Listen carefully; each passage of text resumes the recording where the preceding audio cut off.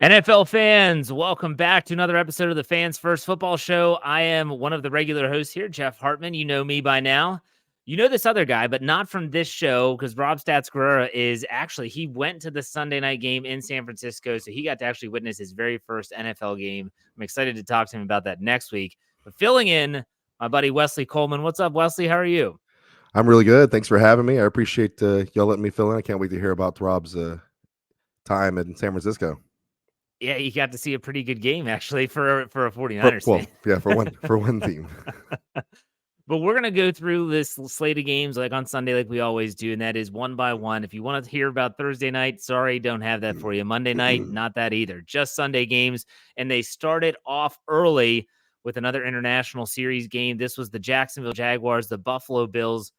I got to be honest, I didn't watch much of this game. I caught the highlights, and I saw the score as it was going on through social media and other avenues. It's like, holy crap, the Jaguars are winning this game. It wasn't until a very late, about 2 minutes left in the game, Buffalo Bills touchdown, that it even got as close as it was. Final score, Jaguars 25, Bills 20. Wesley, what is going on? Like, the Bills go out and they look like they're world beaters, and then they lose this game overseas. Is it because it was overseas, or is there more to it than this? I mean, I did watch 100% of the game, and throughout most of it, I kind of thought that the Jaguars were better in the first half because they've been in London for 2 weeks. They went early before their last game, and the Bills made what I think is a terrible decision to fly in on Friday. Yeah, they went really late. I just kind of thought that at some point in this game that the better team was gonna finally get adjusted, and the Bills were going to come back because it was a close game all the way through, and the Bills just kind of like weren't firing on all cylinders. And I really thought that was going to be the difference in the game at some point, and it was just going to come out in the wash, and it just never did. Just the Jaguars kind of stayed ahead. The Jaguars impressed me. They're better than I thought, but the Bills played pretty terrible and had quite a few injuries as well. Yeah, that's a good point. And I think Milano got hurt, and I'm not sure they extended that injury during the game, but it's one of those situations where it just, you'll see this throughout the entire show, the ebb and flow of the NFL season. Like, it is literally week to week. You honestly, it just seems like with 90% of the teams, you have no idea what you're going to get every single week. Yeah, for sure. And it's been a crazy season like that. Here's what I'll say what the Bills did. The game was really close, but I think the Bills went into freak out mode. They thought they were losing by worse than they were. So the Bills have 40 pass attempts and 14 rushes in the game. Now, to be fair, the 14 rushes, 4 of them were Josh Allen, maybe not even supposed to be rushes. So there's a chance there that they have 44, 47, 48 rushes once you get the sacks in there. Or I guess Josh Allen wasn't sacked, but maybe only 10 rushing calls. They had 29 rushing yards, 14 from Josh Allen, 13 from Damian Harris. You can't win a football game like that. No, that's not a recipe to win. And something that will be interesting to look into, and I don't know if you can actually pull up this data at all, if you even did a deep dive. You talked about the travel. You know, I remember in 2014, the Steelers traveled over to England to play the Minnesota Vikings, and they did what the Bills did. They waited till Friday. They wanted to keep it as regular as possible and then travel. And the players talked about being tired and kind of lethargic. The Vikings went over the whole week. They were there for the whole week to get acclimated. There's something to that. I think that's a good point. And the Jaguars win. Good win for them. They needed to get back on the winning streak, to get back on the winning side after, an up and down start to the season. We'll put it that way. I was at this game at Tottenham last year. I've also been to a game at Wembley. You got to get over there early. My tailgating just wasn't the same. I wasn't on point for it. You were not at peak tailgating. I was not performance. Should have gone over earlier. All right, let's go to the next game. It's a game I obviously watched every second of, and that's the Pittsburgh Steelers against the Baltimore Ravens. This final score was 17-10, but if you watch this game, there's no way in hell you would have any way, shape, or form said, oh, yeah, it's going to finish 17-10, and it's not conventional. This was not a conventional 17-10 where there's touchdowns and field goals. There was a safety. There was dropped passes, blown coaching decisions at the end of the half. Mistakes by the play. I mean, it was ugly. It was ugly to say the least. But the Steelers found a way to win their first place in the AFC North at 3-2 heading into their bye week. If you have friends that are Pittsburgh Steelers fans and you were following them on Twitter, you would have thought the Steelers were losing this game by 30.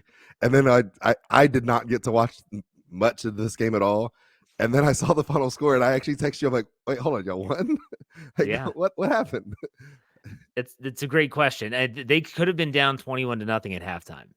And if you think about like the decision, so John Harbaugh is facing a 4th and 2 in chip shot field goal range at the end of the first half. And it's a 4th and 2, not a 4th and 1. And it looks like they're trying to draw Pittsburgh offsides. And Tyler Linderbaum, the center for the Ravens, thinks that Quan Alexander is in the neutral zone and snaps the football. But he wasn't in the neutral zone. They don't really have a play drawn up. The play goes incomplete. They get no points at the end of the half. So it was 4th and 2. Pittsburgh kneels it out. They get the ball to start the second half. And then you have this unbelievably horrible fumble by Gunnar Olszewski to give the Ravens the ball in the red zone. In the fourth quarter, you're thinking, this is the dagger. They score a touchdown. It's over. You're thinking at least they're getting a field goal. Lamar Jackson throws an interception to Joey Porter Jr. in the end zone, and everything just flips on its head. Like I said, there was a block punt that equated in a safety. Just it was one of the oddest games. But that's Steelers Ravens. That's what you get. That's always what you get with Steelers Ravens. Yeah, I think the big thing that I was surprised is when I went looked back, and as far as rushing yards, I mean, this is a Ravens Steelers game. The Steelers have 87 yards rushing. The Ravens get 125, which sounds a little bit better, but just not the physical, like at least resulting in rushing. I was really impressed. I saw TJ Watt had 2 tackles for loss, and my boy Quan Alexander from LSU had 3 tackles for loss. Huge impact in the game. It sounds like Quan's actually doing well for y'all, but he's filling that role perfectly. I can't imagine this was a pretty game to watch, though. I look at all that, like, I'm glad I didn't watch that game. There were moments where KT Smith, who I do the NFL whip round with on Tuesdays, says he'll send me a text and say, I think the Steelers are setting offensive football back 75 years. That's exactly what it was. Again, until the fourth quarter, and Kenny Pickett hits George Pickens for a big touchdown. That was coming off of the seal of the win was an Alex Highsmith strip sack of Lamar Jackson. TJ Watt recovers. Like, these guys are just those two guys. It's like I said on my podcast after the game, superheroes save the day, right? Like, that's what they do. Superheroes save the day. And right now, Alex Highsmith and TJ Watt are the Steelers superheroes, and they're saving the day more than they should have to. But the Steelers find a way to win. I don't want to spend too much time on this game. Any other thoughts or questions for me? I mean, the Steelers are in first place. This is a I'm glad that my favorite team isn't in this division. Having to watch these games closely. 3-2, feeling it. Let's go to the next game. Another divisional game, not in the AFC North, but AFC South. The Tennessee Titans and the Indianapolis Colts. So the Tennessee Titans are coming off of a big win. The Colts, they get Anthony Richardson back. That's short-lived. I believe he left the game with a shoulder injury. But the Colts, who signed Jonathan Taylor to an extension prior to the game, they actually get a really great performance from another running back. Wesley, did you get to catch any of the highlights of this game? Yeah, Zach Moss running down the field by himself. I was like, "Oh, is this pregame warm up?" He's out there warming up. Yeah, Zach Moss 165 yards rushing on only 23 attempts. And to be fair, yes, you mentioned Anthony Richardson leaving. He left in the second quarter. Gardner Minshew was 11 for 14 in this game. I don't understand either one of these teams. I don't think. I've kept saying that I thought the Titans were going to end up winning this division just because at some point they're just going to show they're better than other teams. I don't know what they're doing. I mean, Derrick Henry only 13 carries, 43 yards. I mean, it's I'm not. This does not make me believe in the Colts. I just think the Titans are probably over and terrible. Well, this game not scream that in the NFL right now after week 5 you have the front runners. So you have the teams that are like elite, and you know who those teams are. Yeah. You have the bottom feeders that are just god awful, terrible, like Denver. We'll get to them. And then you have all this crap in the middle. Oh, and it's a lot. It's the number at the top of who's the good teams and the number at the bottom is smaller maybe than ever. Yes, I agree. It's the rather than the middle being 65 or 70% of the league, it's like the middle is 90% of the league right now. It's weird. And anything can happen in the middle. So you see like these two teams, like I don't know what to think of these two teams. No idea. You talk about Derrick Henry and the Titans, you're thinking they're a running team, they're a physical team. Yeah, they have signs of that, but then they have signs, like, they show games where like, what is this? Like, this isn't the Titans. And then you have the Colts again. Anthony Richardson's in, he's out, whatever. Gardner Minshew's leading the team. They signed Jonathan Taylor, but Moss is running rampant on everybody. I don't even know how to wrap my brain around these type of teams, but still the Colts do find a way to win. and they improved their record. I think they are. What is their record now, Wesley? And where do they stand? 3-2. They're 3-2. 3-2. The Titans are 2-3.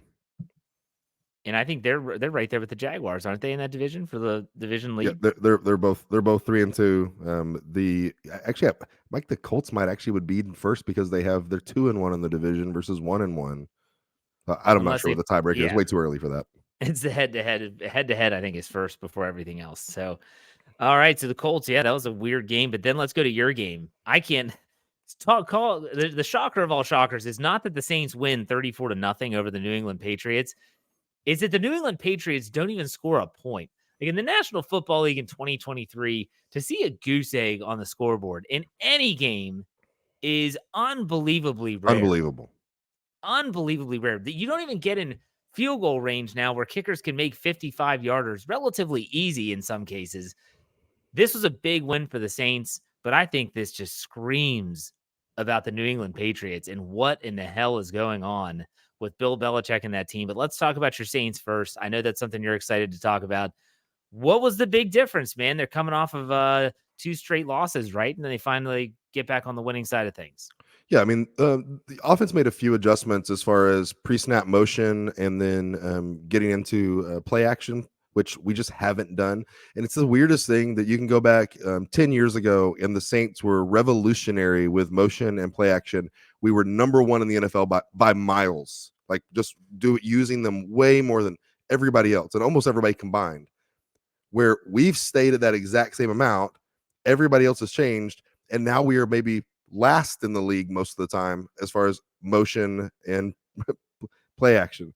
And it just is letting defenders, kind of sit in their route and be comfortable. Well, we added a lot of play action and motion, and it resulted in people being open. Now that's on the offensive side. Just we have, I think, as good of talent of playmakers as you can get when you're talking about Derek Carr being a good quarterback, but Taysom Hill, Alvin Kamara, Kendrick Miller's a high round draft pick, Michael Thomas, Rashid Shaheed, Chris Olave. We've got powerful offensive unit. I think our defense is the best thing about our team when everybody's healthy and everybody's there. And so I mean, and to be fair, New England didn't have like a missed field goal attempt. Like they really got shut out, which you just don't see in the didn't even NFL. Kick a field goal? They didn't even attempt a field goal? No field goal attempts. 156 yards of total offense. I mean, for New England. So, it was fun. It was not unexpected. Now, having said that, and I can talk about the Saints all day. And please come and listen to me on the Dome Patrol podcast if you want to hear about the Saints. New England's got a problem here. So again, you talked about the state of this NFL. They lost 38-3 last week to the Cowboys. Yep. 34-0 this week. There's never been back-to-back numbers like that. I don't think ever for a team. But just to be fair about Bill Belichick hasn't won a playoff game in 5 years. So we'll see what's kind of going on. But I think that there's going to be some changes there. I think there's going to be some immediate changes with their quarterback, and I think there's going to be some coaching changes before we know it. On this show, I like to always try to figure out, like, what is the storyline after the game? Is it the Saints winning putting up 34 points, showing like a little bit of a resurgence on offense, getting back on track? Or is it the New England Patriots getting skunked? Because this was in New England, wasn't it? Or does it sound No, it was in Foxborough. Yeah. So you get skunked at home. And I think I get you're a Saints guy, but this is about New England. Like, this is about the Patriots not being able to even attempt a field goal. And Bill Belichick, and we've talked about this on this show about Rob and myself, and Rob has said he doesn't doubt Bill Belichick as a coach. He doubts him as a GM and his ability to actually bring in talent. I don't know. There's already been a lot of reports and rumors that Kraft is kind of like ready to move on from Bill Belichick, but Bill Belichick is not ready to move on. This could get ugly if this continues, don't you think? Oh, yeah, I think so for sure. And I mean, going into this game, we thought it was going to be the competition of the two worst offensive coordinators in the NFL with Pete Carmichael and Bill O'Brien. No, Matt Canada's not in that. You got to keep him. Hey, listen, I was happy he was fired from LSU. I have no idea how he ever got a job again. I lots of questions there. Yeah, and as Saints fans, we're used to the the national story being about the other team, not the Yeah. Saints. So go ahead, celebrate New England's demise, and just hopefully the Saints will sneak up on a few teams. We've got a really easy schedule coming up the next few weeks, and that's what's kind of. Last thing I'll say about the Saints is that the Saints, this is a step in the right direction after a terrible game last week against the Buccaneers, an embarrassing game. But over the next few weeks, the Saints play the Texans, the Jaguars, the Colts, the Bears, the Vikings, and the Falcons. That's not All a games murderer's row. all games we're going to be favored in, except for maybe Yeah. the Jaguars. That's going to be an interesting game. On a Jaguars, I think, going to have a trouble. They're going to come back, play on Sunday, come back from London, play on Sunday, and then have a short game till Thursday. I'd much rather us go from Houston to New Orleans for a Thursday night game rather than what the Jaguars are having to go through. Derek Carr's shoulder looks to be okay. He looked good. He looked more. He actually moved better because kind of when you have something hurt, like just maybe you're not moving around as much. Yeah. He moved around better, and his shoulder looked good. Arm looked good. All right. Very good. Let's stick with the NFC South, and it was the Houston Texans losing to the Atlanta Falcons. The Falcons win 21-19. This was a strange game. Saw the highlights. The Texans are coming off of their rout of the Pittsburgh Steelers last week. The Falcons, they seem to not be able to get out of their own way, yet they find a way to win in this game. 21-19. Desmond Ridder finds a way to make enough plays, I guess. The Falcons well, considering it's an NFC South opponent. I'm sure you weren't not happy with this result. What were your thoughts after watching some of the highlights of this game? Yeah, pretty awful kind of ending the way Houston blew this game. They're winning the entire thing and then blowing it at the end. But in the fourth quarter, they let Atlanta. I guess they just scored the two field goals at the end. But if you had thought this game was going to be won by Atlanta, you would have thought Bijan Robinson's getting all the love. Bijan Robinson did not have a great game. 14 carries for 46 yards. By far the best performance of Desmond Ridder's career, who for me is not a good quarterback. He's not accurate enough. I don't think this is a turnaround for him. This is an outlier. CJ Stroud continues to be a good quarterback. And I think let's not forget how bad Houston is and what situation they've been through the last few years with turning over their entire team, roster, organization almost. It's pretty impressive what's going on with the way CJ Stroud is playing. And if I'm correct, CJ Stroud still doesn't have an interception in his NFL career. And this maybe the record for it? He's close to it. Of setting the record. He's thrown the ball a ton too. It's not like they're he was not 20 of 35. I mean, 35 passing attempts for a rookie behind. He was getting some of his offensive linemen back, but he also has a couple still out. So this is one of those two teams that are in that middle, but they're towards the bottom of that middle. Regardless, and it's fun that they played each other and they had what looked like a fun little competitive game. Both of these teams are not good. The Falcons are a team that's just really tough to gauge. The way they want to win a game on offense is still the old school. Like we want to run it down your throat, and that's just not the NFL in 2023. But I was thinking the Texans were going to actually, keep the pedal down and keep playing good football. They're coming off back-to-back wins, one over Jacksonville, one over Pittsburgh. They can find a way to win. That happens with young and inexperienced teams. Let's not forget first-year quarterback, first-year play caller, first-year head coach. Some of these mistakes and some of these blunders are going to happen. Nonetheless, the Falcons find a way to win, and they've stayed relevant in the NFC South for at least another week. So there you go. And I will this next Sunday be in Houston for the juggernaut New Orleans Saints to come into town and keep their losing streak going.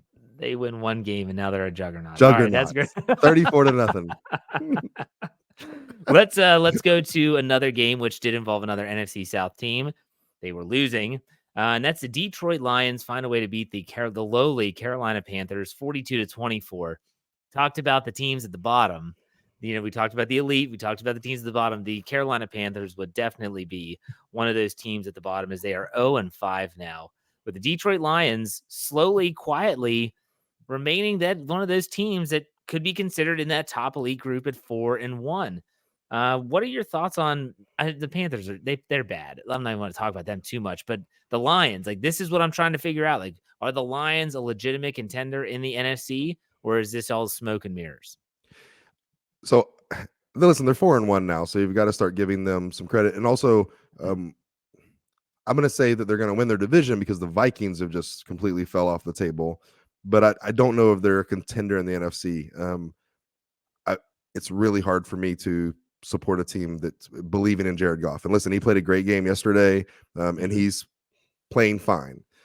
This game, the score got way out of hand. But if you go down and look at the stats of this game, they're almost identical. In fact, the Panthers had more first downs. The time of possession's really close.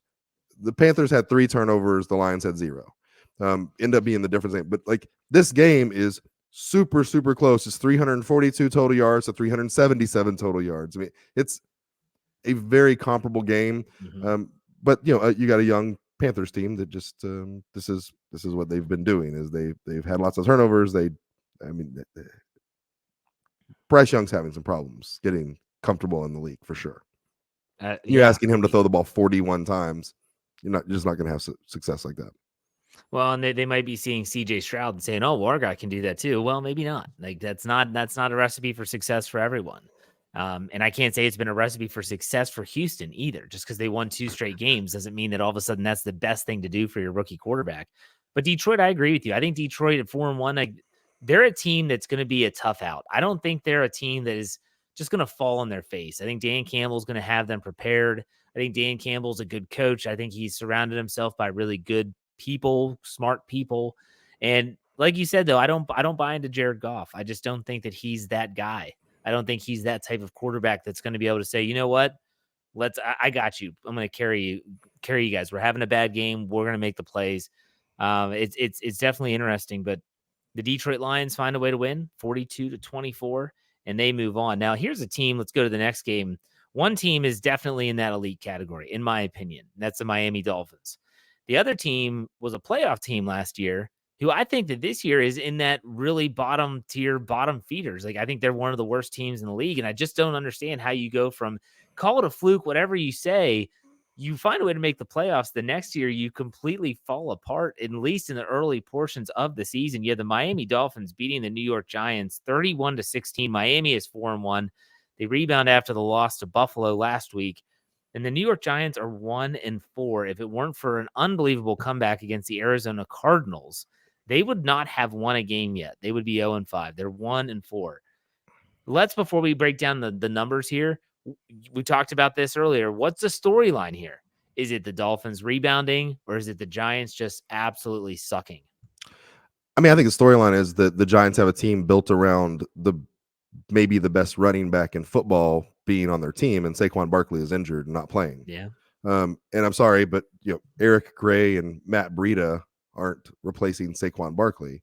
And I think that's I mean, that's what it comes out. And don't get me wrong, Daniel Jones is not a good quarterback. Did not deserve the contract that he's okay. Doesn't deserve that big time contract, but that's kind of what we have to do in the NFL now to keep quarterbacks. But this team's going to be terrible if Saquon Barkley isn't able to play. And maybe it's a dumb idea to build your entire game plan around one player. Maybe it's even a dumber idea that one player is injured every single year. Like this maybe wasn't the smart game plan, but they clearly were all in on their only way of being successful is Saquon Barkley playing and being the best running back in football. So this game I would have thought would have been way worse, to tell you the truth. The Giants holding them to 31 is kind of impressive. I have to think that, with the Giants, while you're like, okay, yes, they built the scheme around a guy that's constantly hurting Saquon Barkley. How bad are they kicking themselves with that Daniel Jones contract, though? I mean, this guy does not look even close to a franchise quarterback or someone that's that's deserving of that money. Brian Daboll, everyone's now starting to question him, and was his success last year a fluke in like a 1-year thing? To me, the Dolphins, like, you expect them to win this game. The Giants, like, this is a storyline that's not getting enough. It's not getting enough talk, and that is, how does this team completely fall apart when one guy is hurt? That tells me it is a bad system and it's a bad organizational plan if you're basing everything on one guy, and that guy, like you said, is always hurt. Yeah, and there's an interesting thing with Dayball, and like what we just talked about, the Lions and Dan Campbell. They're those energy, challenge you, I've got your back kind of guys. Dayball does it a little bit different. It's a little more. the emotion's a little more kind of whiny emotion, than where Dan Campbell's challenge you and I'm here with you. Brian Dable, I don't know if has ever done an up down, so I'm not sure if he's. There's a little bit of difference in that inspiration, and the one that Brian Dayball uses may get older quicker, and it may have only gotten old in a year. And I'll just say, hey, old Raiders fans have to be kicking themselves watching the Dolphins, because the Dolphins just built a team of like the fastest players they can possibly get, which is what the Raiders always went for, and it never worked. And the Raiders like, see, I told you this system works. It can do it. Yeah, but when you get like a Darius Hayward Bay, you also need them to be able to catch the football. Like that's the only problem. That's the other part of that. Well, hey, the Dolphins, they traded for Chase Claypool. The curse of Claypool, we'll see if it works or not. Because He I did don't not think play in this game. Exactly. So if he dresses They're next saying week, they're going to use him as a tight end. there's a lot of people when he came out of Notre Dame, thought that he could be a tight end. Yep. He has the body build for it. He's huge. He's just big, tall. He's got a lot of mass to him. He's just not good in those athletic moments where you need a high point of ball. He doesn't catch the ball with his hands away from his body. He's a body catcher. I don't want to talk about Chase Claypool too much. Well, 3 years ago, the Dolphins had maybe the best tight end in football with the numbers, and Mike Gesicki, and then decided that their system didn't need a tight end to catch the ball, so they got rid of him, and now they're bringing in somebody who isn't Mike Gesicki. If they're looking for Claypool to be a really, he is fast. He's a really fast, athletic tight end type build. He's their guy. If they want him to block, not blocking. That's not it. All right, let's go to an AFC North team that got back on track. The Cincinnati Bengals. They find a way to beat the Arizona Cardinals 34-20. This was out in the desert. Cincinnati moves to 2-3. They started to show signs of life. The offense started to wake up. Jamar Chase, an early touchdown. He ended up tacking on another one later in the game. The Cardinals just were outmatched in this game. They just really didn't. Joshua Dobbs struggling. James Conner leaves the game with a knee, I believe. So Bengals, this is what we all expected, right? We expected them to kind of bounce back. We didn't think this funk was going to last the entire season. They're 2-3. They're becoming relevant once again. What are your thoughts on this game? Yeah, and to be fair, Jamar Chase did get 3 touchdowns. He had 115 catches, 192 yards, and 3 touchdowns. So yeah, I mean, this is what we expected from the Bengals. This is kind of what we expected from the Cardinals. Just kind of all around, feels like things being the way that they should. It's funny, Burrow and Chase getting on the same page is important. And we saw Jamar Chase last week said, I'm always open. And then he said some more words about how open he is. And I guess Joe Burrow goes, all right, man, you're open. Yeah. I'm gonna give it to you. And so, I mean, this is good to see. Let's take a step back and go, this was against the Cardinals. Let's see if the Bengals can continue this next week against the Seahawks, and then they play the 49ers and Bills. So they've got 3. We're going to find out if this is a real change for the Bengals over the next 3 weeks. Yeah, I was just looking at the same schedule that you were, and I was like, man, this does not get easier for the Bengals. The Bengals that's a first place schedule. So in the AFC, when you're playing those teams, like that's a tough road, and they're going to be facing it right now. You got to win this game. You got to win these games against Arizona, even though it's on the road, even though the team hasn't been performing well coming off of that big loss to the Tennessee Titans last week. You have to be able to find a way. They do that 34-20. The Bengals win. A game that was weird. I watched a good bit of this game. I had my YouTube TV had the 4 screens on the one, and I was watching a bunch of different games. Love that feature, by the way. Philadelphia Eagles and the LA Rams. The Philadelphia Eagles win 23-14, but this game was really close and highly contested for a while. Man, this is just one of those games where I look back and I'm like, okay, what's the takeaway? The Eagles are finding ways to win. They haven't lost a game. They're 5-0. The Rams are definitely tougher than everyone thought they were going to be. But when I watch Philadelphia, it doesn't look like, well, the team that we saw on Sunday Night Football, which we'll get to shortly. What do you think about this Eagles game? Yeah, I mean, it got pretty lopsided at the end as far as the total yards go and all. And I mean, the Jalen Hurts rushes kind of end up being the difference in the game, I believe. The Rams definitely are better than we thought, and I thought them getting Cooper Kupp back was going to be a big deal for them. This is 2 games this year the Rams played the 49ers earlier this year, and the Rams, I thought, were the better team on the field. They deserved to win and made just a couple of mistakes. And the 49ers made a couple of big plays, and there was a couple of weird referee calls that changed that game. This, again, at any point, I kind of thought the Rams were just going to get it together for a drive, and we're going to take the lead in this game and kind of put it away. I'm not saying they look like the better team because their offense just couldn't be consistent, but I don't know. Like this is a weird game. It makes you step back and say the 5-0 Eagles are not necessarily the cream of the crop in the NFC. Right. There is a team better. Yeah. And it just it shows the Rams have some potential, but they're in a division with the 49ers, and so I don't know what route they have either.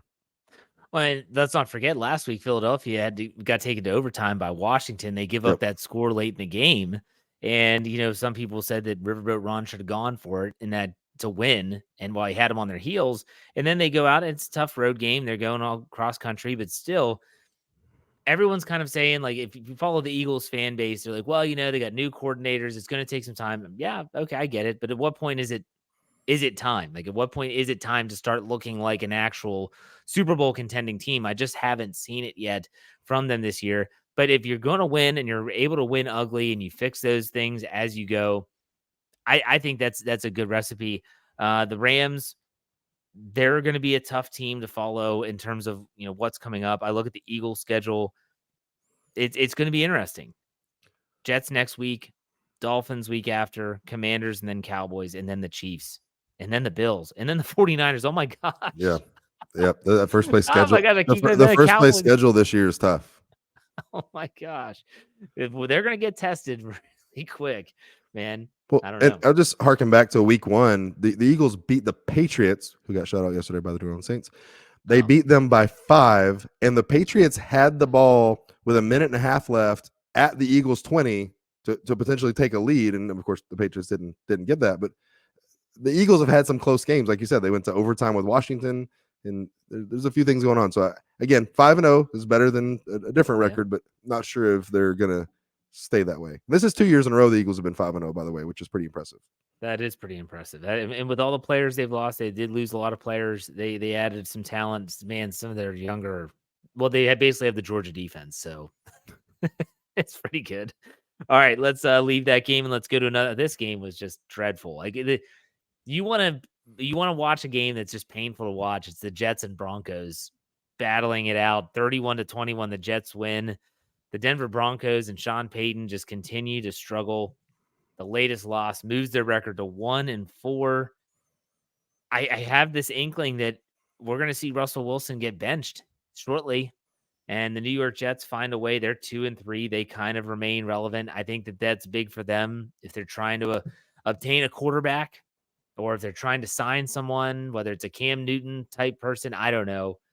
This game, like I said, was for me was really difficult to watch. It was just not good football, but still the Jets find a way. The story for me is, though, Denver cannot they can't do anything. Yeah, this game probably already got more coverage than it deserves, but 13 penalties and 5 turnovers.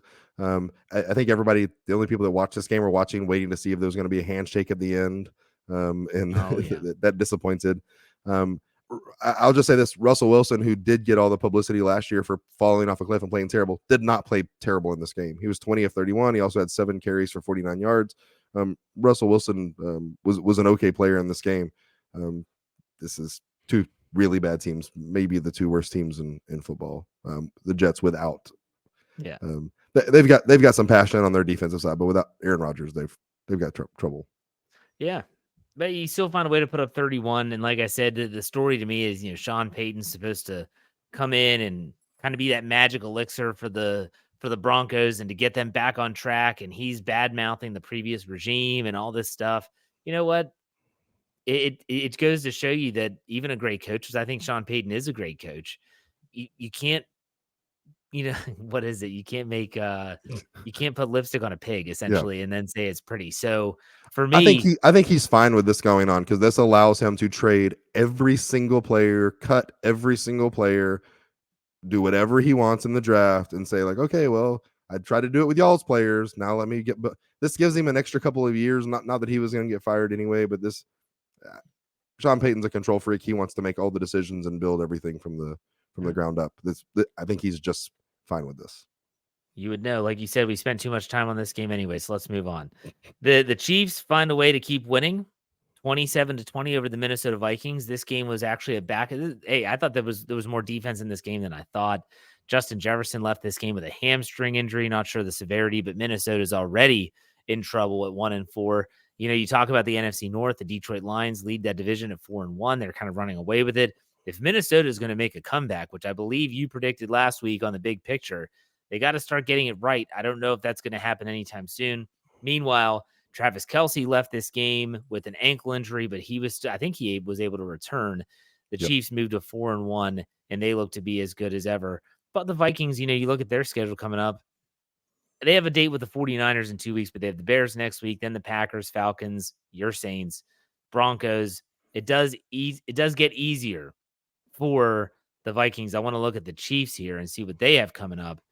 They've got the Broncos, Chargers. That'll be a good one. Broncos again, Dolphins in an international game, Eagles, Raiders. Yeah. I don't know. What do you think about this game?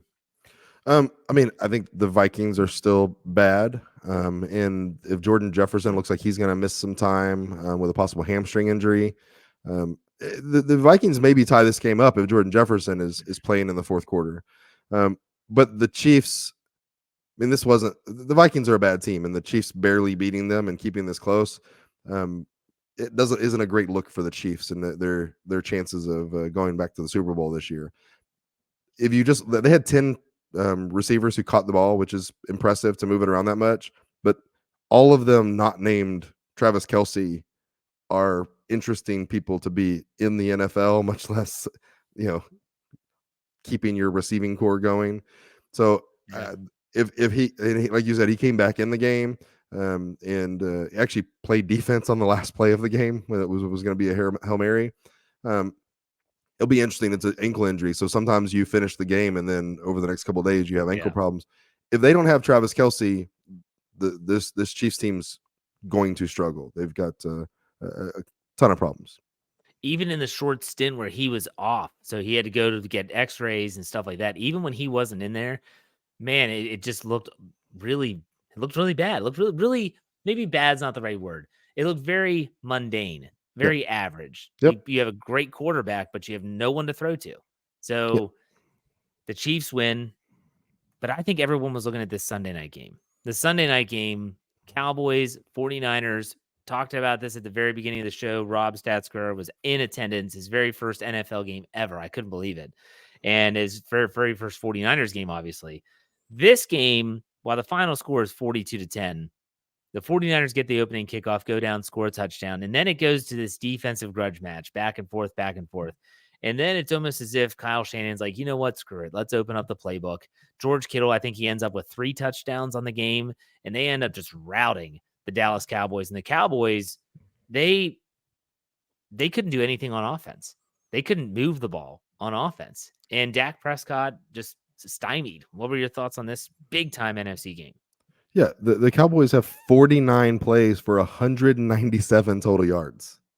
That's bad. And this was going into whoever came out of this was even with the Eagles maybe who would have a better record than the Cowboys right now. If the Cowboys won this, they were supposed to be the best team in the NFC.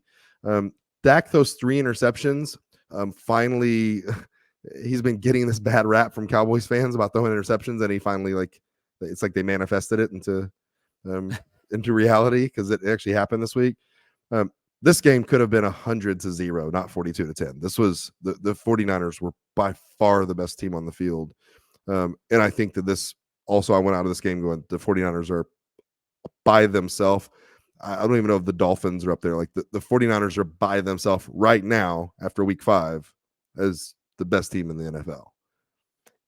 In my opinion, you brought up a team that I would say is a team that could potentially give them the 49ers fits. And that's based on the fact that if you're going to beat the 49ers, I think you got to boat race them. You've got to just be able to say, look, I don't care. We're going to score quick. We're going to try and attack, you got to have that type of approach because the 49ers can kill you in so many different ways. They can just bludgeon you to death with the running game and Deebo Samuel, Christian McCaffrey, but they also have the quick strike ability with Brandon Ayuk. And then you saw George Kittle finally wake up again. I don't know. It's crazy. It's hard for me to, like, George Kittle's fell off a cliff the last couple of years. It's really hard for me to believe that this is a statement comeback game for him. I think it was a great game for him, but to think he's going to continue this is tough for me to believe in. And my thing has been with the 49ers is, listen, we had Christian McCaffrey in our division playing for the Panthers for so many years, and it was always with him, okay, we'll just wait it out until he gets hurt. And then the team's terrible again. And that's kind of how it went. And listen, he's taken some hard hits this year. He's continued to be okay. It's just difficult to understand or believe that Christian McCaffrey is going to stay healthy. Deebo Samuel and Brandon Ayuk have both dealt with injuries their entire career. And I think their defense is incredible, but if they miss Christian McCaffrey, their offense is going to take a huge step back and they're going to be winning some 9-3 games. Is that the only way? Is that the only thing that you could see derailing the 49ers is injury at this point? I mean, Brock Purdy can always come back down to life. We have seen really talented, exciting quarterbacks be good for a year and a half, 2 years. Robert Griffin III, and then just completely, like, where did that guy go? We finally figured them out. There's things that Brock Purdy does good. Brock Purdy benefits, and I've always said this was I think Patrick Mahomes is a great quarterback, but he's benefited when he had guys that were wide open down the field, Travis Kelce and Tyreek Hill. It made him look really good and relax. Brock Purdy's throwing to guys that are pretty wide open. He's not throwing in the tight windows. He's throwing the ball really quick into his West Coast offense. You put him in a situation where he's having to throw to people that are covered, and I think he's going to struggle mightily. Yeah, it's going to be interesting. It's going to be really interesting to see what happens here with the 49ers team in that NFC, which is very top heavy, but those top teams are very competitive. It's going to be fun to watch. Wesley, real quick, what was your recap of the Sunday's games just in general? Man, I mean, obviously the big game on the slate was the 49ers Cowboys we just talked about. Think that they're by themselves. It's interesting with the Eagles. They're 5-0, but I'm not sure if they're pretenders. And then I think there's, like we talked about, there's a whole bunch of just crap in the middle, and we have no idea. This is a long season. We got 12 more weeks of the season, or 13 more weeks, 12 more games. Yeah. And all this could change. Like one injury, one team getting hot, figuring it out. All this could turn on its head over the next few months. So it's interesting. Right now, the 49ers kind of sit alone for me is just like somebody's going to have to take them out, or they're going to have an injury for them to be derailed. This is just what the NFL wants. They want this to be a week-to-week league. They want you don't know what's going to happen, so you got to tune in. That's exactly what they want, and that's exactly what they're getting. You just don't know. You have the crap in the middle, like we said.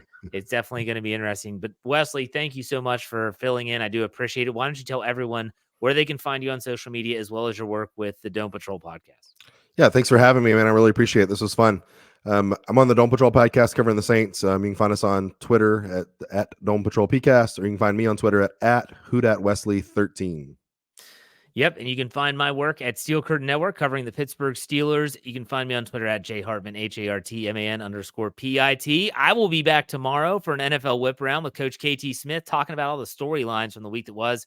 Make sure you check it out. Make sure you find us wherever you get your podcasts on the Fans First Sports Network NFL feed by searching FFSN NFL. Until next week, take it easy, everyone. We'll see you.